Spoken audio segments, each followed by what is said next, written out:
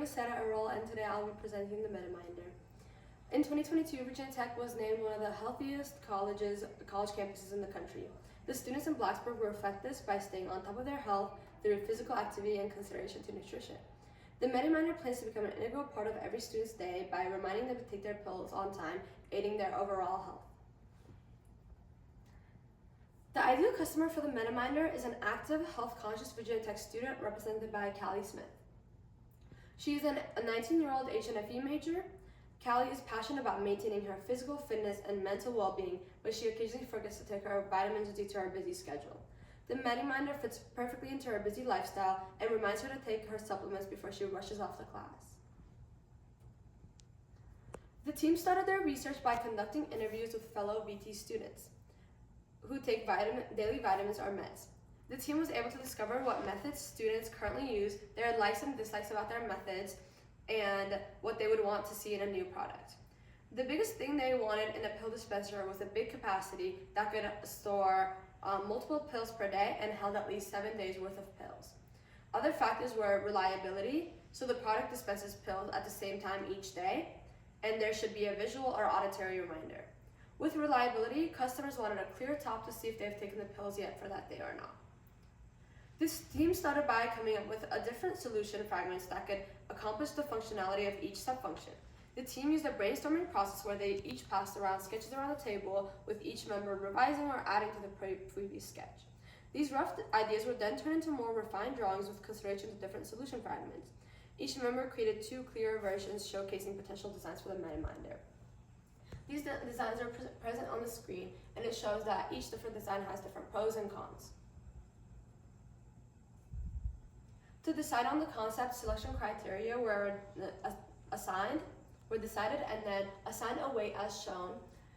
And then each design was given a rating from 1 to 5, and then a weighted score, which was the rating times the weight.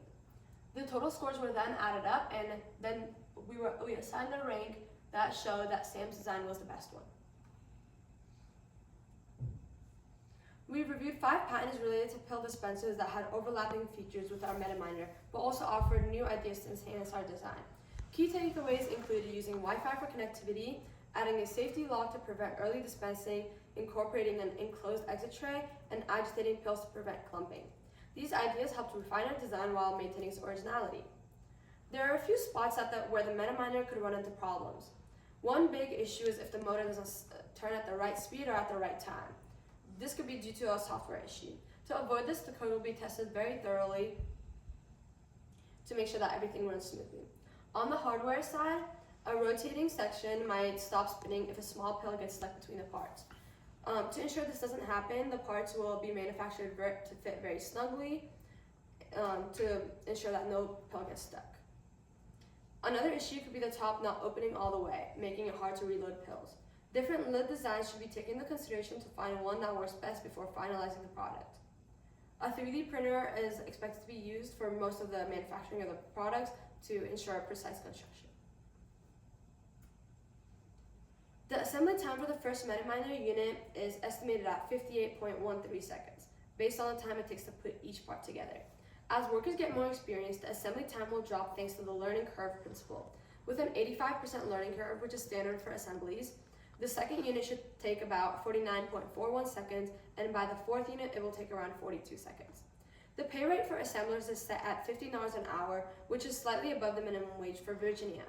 Since assembling the product doesn't require any special skills and doesn't have any potential health or safety risks, this rate is reasonable. The assembly cost for each unit is $0.24 to 24 cents, including the assembler pay and the construction of materials. This will decrease as the workers get faster. The expected production rate is around 61.9 units per hour, so setting a production goal of 60 units per hour is pretty reasonable, given that the time to make products will decrease with the learning curve. Using design for assembly principles can really help lower costs and assembly time. By simplifying the design, reducing the number of parts, and using standardized components, the process becomes more efficient. This leads to lower labor costs and better profit margins, making it easier to hit production goals.